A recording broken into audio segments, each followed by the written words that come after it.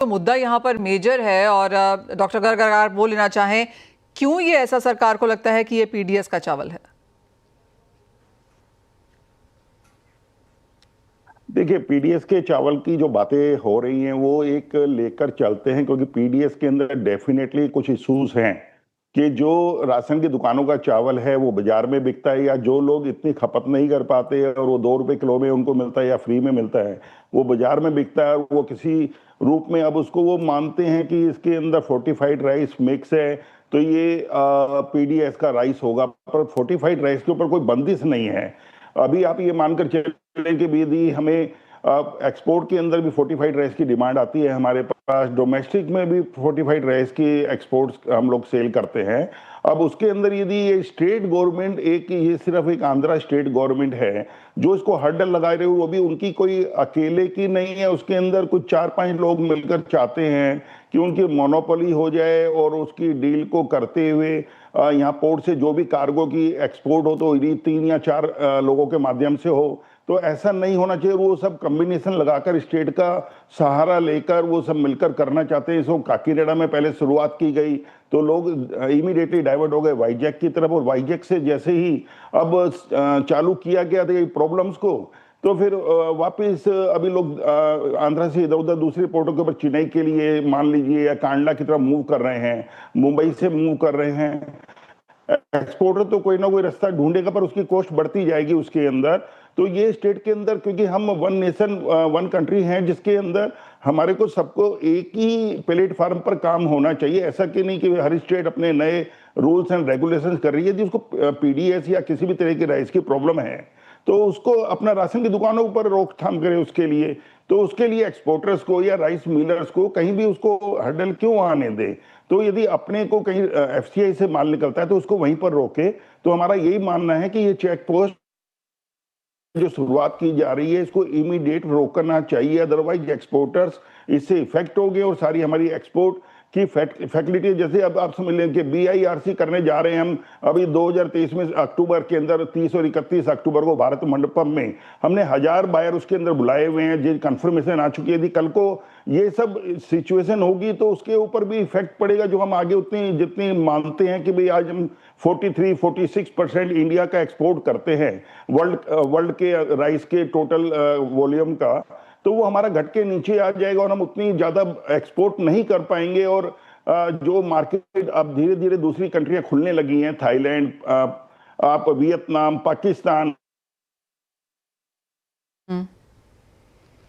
मतलब आपका जी ने कहा, राजेश जी ने भी कहा कि लास्ट मिनट हरासमेंट है ये, लास्ट फैग एंड पे यहाँ पर आकर ट्रक्स खड़े हैं, सामान वहां पर पड़ा हुआ है। क्या चीज आप यहां पर सरकार को सुझा रहे हैं? आपने सभी ने कहा कि बातचीत यहां पर जारी है, सारा कुछ ऑनलाइन है, ऑन पेपर है, सर्टिफाइड है, रिप्यूटेड एजेंसीज द्वारा देखा हुआ है, उसके बावजूद भी ये क्यों हो रहा है? और क्या कुछ आप उनसे बातचीत हो रहे हैं? एज ऑफ नाउ क्या कॉन्वर्सेशन है?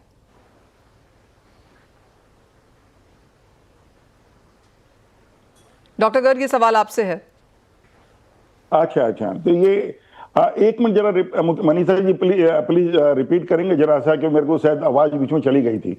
मैं ये पूछ रही थी डॉक्टर गर्ग आपसे कि यहाँ पर अब क्या सुझाव है सरकार के साथ, क्योंकि जैसे राजेश जी, मुकेश जी दोनों ने ही कहा कि सारा कुछ ऑनलाइन है, वेल डन है, लास्ट एंड पे आके जहां पर ट्रक्स रोक दिए जाते हैं, अब ये क्या सुझाव है? क्या बातचीत चल रही है और क्या सुझा रहे हैं? देखिए, इसके अंदर एक हमने सुझाव हुआ था और उसके अंदर मीटिंग्स की गई थी। आंध्रा के सेक्रेटरीज भी मीटिंग के अंदर थे, सेंट्रल गवर्नमेंट से भी एग्रीकल्चर मिनिस्ट्री से सेक्रेटरीज और एपीडा चेयरमैन उस मीटिंग में थे। और उसमें एक डिसाइड किया गया था कि एक एसओपी बनाई जाएगी और वो एसओपी बनाकर भेजी गई वहां पर, जो अभी तक इंप्लीमेंट नहीं की गई है।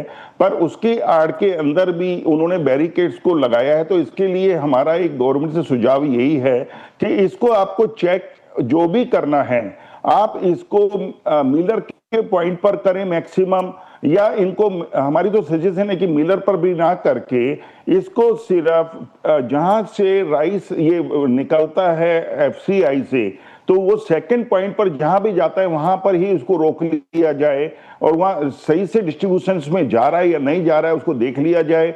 तभी उसको ये काम को हम ठीक से कर पाएंगे। अदरवाइज एक्सपोर्टर्स इसमें हरेस रहेंगे और जो दूसरी जो 2-4 लोग हैं इसमें मोनोपोली करके करना चाहते हैं वो इसका फायदा उठाते रहेंगे। तो हमारी गवर्नमेंट से यही गुजारिश है कि इसको फ्री ट्रेड किया जाए और जो सेंट्रल गवर्नमेंट की पॉलिसी है उसी को अडॉप्ट करके, ना कि अपना स्टेट लेवल पर इसको एक एक करें, जैसे कि one nation one trade one policy, उसी मेथड के ऊपर हमें चलना चाहिए। मुकेश जी, आप क्या कहेंगे, क्योंकि अगर बातचीत हो चुकी है, सारी एसओपीज भी बना के यहाँ पर दे दी गई हैं, तो क्लियरली अभी भी यहाँ पर काम खत्म नहीं हुआ है, चिंताएं अभी भी यहाँ पर जारी हैं। इसके आगे अब क्या नेक्स्ट स्टेप लेने की बात करेंगे आप?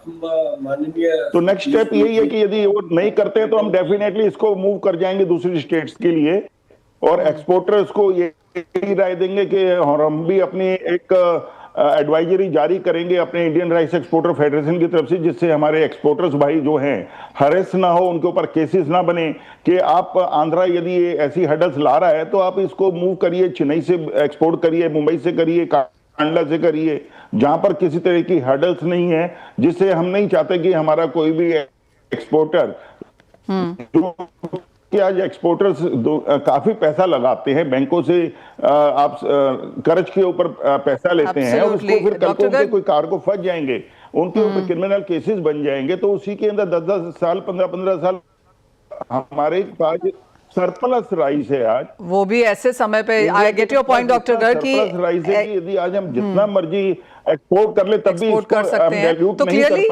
डॉक्टर गर्ग ये एक स्टेट